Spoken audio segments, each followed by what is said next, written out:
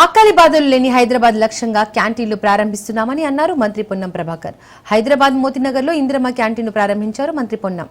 Mayor Vijayalakshmi Indiramma క్యాంటీన్లలో 5 రూపాయలకే breakfast, 5 రూపాయలకే భోజనం కూడా అందిస్తున్నామని తెలిపారు. నగర వ్యాప్తంగా 60 ఇందిరమ్మ క్యాంటీన్ల భోజనంతో పాటు ప్రజలకు అందిస్తామని చెప్పారు.